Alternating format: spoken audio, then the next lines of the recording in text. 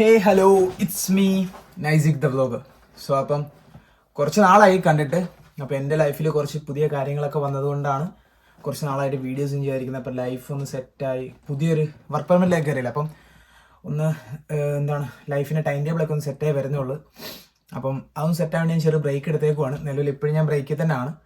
അപ്പോൾ ഒരു കുറച്ച് നാളത്തേക്ക് യൂട്യൂബിൽ ബ്രേക്ക് എടുക്കാമെന്ന് വെച്ചു. പക്ഷേ അപ്പോഴേക്കും എൻ്റെ ലൈഫിൽ കുറച്ച് പുതിയ കാര്യങ്ങൾ നടന്നതുപോലെ തന്നെ മൊത്തത്തിൽ കാനഡയിൽ കുറച്ച് ബ്രേക്കിംഗ് ന്യൂസസ്, കുറച്ച് ബ്രേക്കിംഗ് അപ്ഡേറ്റ്സ് വന്നു. So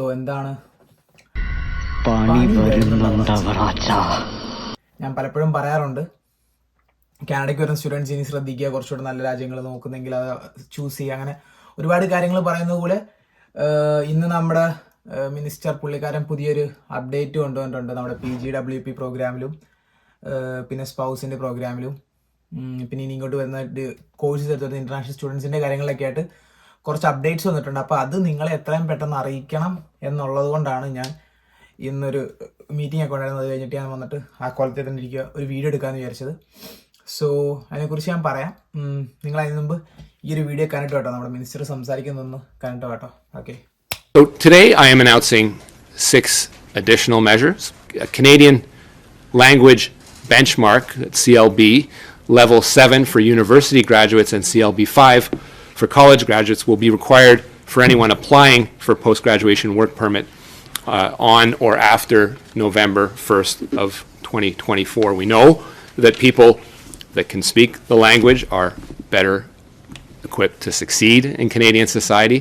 For prospective students applying on or after November 1st, post-graduation work permit eligibility will depend on the level of study. Graduates from bachelor's, master's, and doctoral degree programs will remain eligible for a work permit up to 3 years.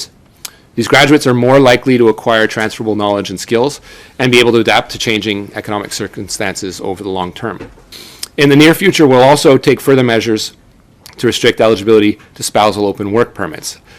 The 5th measure that I'm announcing today will be to further limit work permit eligibility to spouses of students in doctoral and certain master's select professional programs and certain pilot programs. Unrelated to students and postgraduate work permits, we'll also be limiting work permit eligibility to include only spouses of highly skilled, specialized workers such as C-suite executives, scientists, engineers, lawyers, professors, and technicians, or of workers in sectors where there are those key labor shortages.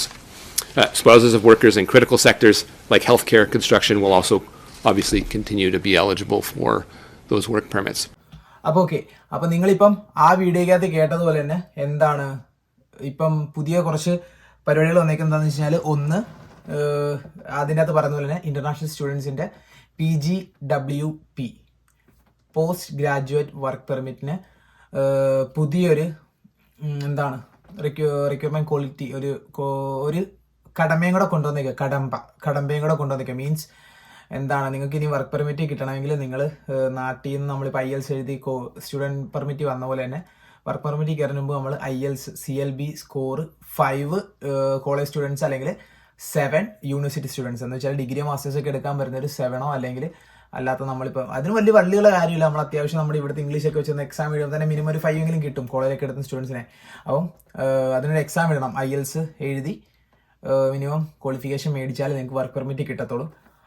അതാണ് ഇപ്പോൾ വന്നേക്കുന്നത്. മനസ്സിലായി? നേരത്തെ പോലെ ഇപ്പം എൻ്റെ കാര്യം എന്താണെന്ന് വെച്ചാൽ, ഞാൻ വന്നു കഴിഞ്ഞിട്ട് നേരെ നമുക്ക് ഞാൻ വരുന്ന ഈ ഇൻടേക്ക് ഇപ്പോൾ ഈ കഴിഞ്ഞ വർക്ക് പെർമിറ്റ് വരെ എന്താണെന്ന് വെച്ച് കഴിഞ്ഞാൽ, കോഴ്സ് കഴിയുമ്പോഴേക്കും നമ്മൾ നേരെ വർക്ക് പെർമിറ്റിന് വെക്കുന്നു. 2 ഇയർ കോഴ്സ് ആണെങ്കിൽ 3 വർക്ക് പെർമിറ്റ് കിട്ടുന്നു. അല്ലാത്തവർക്കാണെങ്കിൽ 1 ഇയർ ആണെങ്കിൽ 1 ഇയർ വർക്ക് പെർമിറ്റ് കിട്ടുന്നു. 2 ഇയർ തൊട്ട് 3 ഇയർ അങ്ങനെ വർക്ക് പെർമിറ്റ് അങ്ങനെ ആയിരുന്നു. വേറെ പ്രത്യേകിച്ച് നമുക്ക് പാസ്സായാൽ മതി, കോഴ്സ് പാസ്സായാൽ മാത്രം മതിയായിരുന്നു, വേറെ പരിപാടിയൊന്നുമില്ല. പക്ഷെ ഇനിയിപ്പം കോഴ്സ് പാസ്സായിട്ട് നമുക്ക് ഇംഗ്ലീഷിൽ ക്വാളിറ്റി ഉണ്ടെന്ന് നോക്കണം. ഒന്നാലോചിക്കുമ്പോൾ അത് നല്ലതാണ്.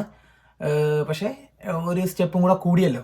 എന്താണെന്ന് വെച്ച് കഴിഞ്ഞാൽ, നിങ്ങൾക്ക് ഇവിടെ വന്നു കഴിയുമ്പോൾ മനസ്സിലാവും, ഇവിടെ ഇംഗ്ലീഷ് ഒന്നും നാട്ടിൽ നിന്ന് ഒട്ടും അറിയാതെ ഉടായ്പ കൂടെ സർട്ടിഫിക്കറ്റ് ഒക്കെ എടുത്ത് വരുന്ന സ്റ്റുഡൻസ് ഉണ്ട്. അപ്പോൾ അങ്ങനെയൊക്കെ അങ്ങനെയുള്ള കാര്യങ്ങളൊക്കെ വരുന്നത് കൊണ്ടായിരിക്കാം ഒരു പക്ഷേ കുറച്ചുകൂടെ ക്വാളിറ്റി ആയിട്ടുള്ള സിറ്റിസൺസ് അല്ലെങ്കിൽ കുറച്ചുകൂടെ ക്വാളിറ്റി ആയിട്ടുള്ളത് സിറ്റിസൺസ് ഇവിടെ വേണമെന്നുള്ളത് കൊണ്ടായിരിക്കാം ഗവൺമെൻറ് അങ്ങനെ ഒരു കാര്യം കൊണ്ടുവന്നിരിക്കുന്നത്. ഒരു സൈഡിൽ നോക്കുമ്പോൾ നല്ലതാണ്, വലിയ ബുദ്ധിമുട്ടുള്ള കാര്യമില്ല. അത്യാവശ്യം ബേസിക് ആയിട്ട് ഇംഗ്ലീഷ് അറിയാമെങ്കിൽ നമുക്ക് കിട്ടാവുന്ന ഒരു സ്കോർ ആവുന്നുണ്ട്. നിങ്ങളത് വലിയ പേടിക്കണ്ട.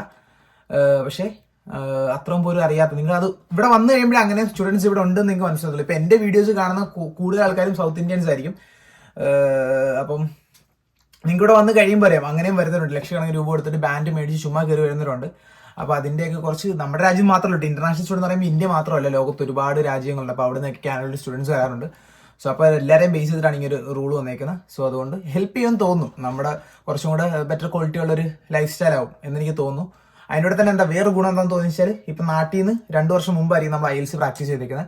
അത് ഇവിടെ വന്ന് 2 വർഷം കഴിഞ്ഞിട്ട് നമ്മൾ പിന്നെ IELTS ചെയ്യുന്നത്. അപ്പോൾ ഒരു 4 വർഷം ഗ്യാപ്പിന് ശേഷം നമ്മൾ IELTS എഴുതുന്നത്. സോ എന്ന് വെച്ചാൽ ജനറൽ വേണ്ടി PR വെക്കാൻ വേണ്ടി.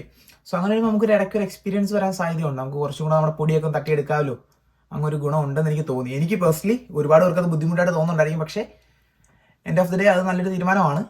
അപ്പം അങ്ങനെ അപ്ഡേറ്റ് വന്നിട്ടുണ്ട്. IELTS ഒന്നുകൂടെ എഴുതേണ്ടി വരും, നമുക്ക് സ്കോർ മീറ്റ് ചെയ്യണം PGWPക്ക് വെക്കാൻ വേണ്ടി, വർക്ക് പെർമിറ്റ് കിട്ടാൻ വേണ്ടി.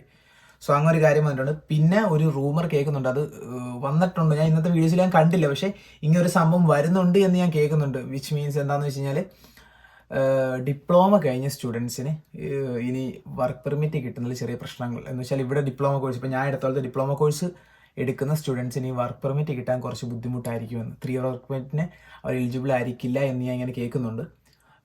അതിൻ്റെ ഒരു വ്യക്തമായിട്ടുള്ളൊരു ഗവൺമെൻറ് ആയിട്ടുള്ളൊരു സംഭവം വന്ന് ഞാൻ കേട്ടില്ല, പക്ഷേ ഇങ്ങനൊരു സംഭവം ഞാൻ കേൾക്കുന്നുണ്ട്, അങ്ങനെ വരാൻ സാധ്യതയുണ്ടെന്ന്.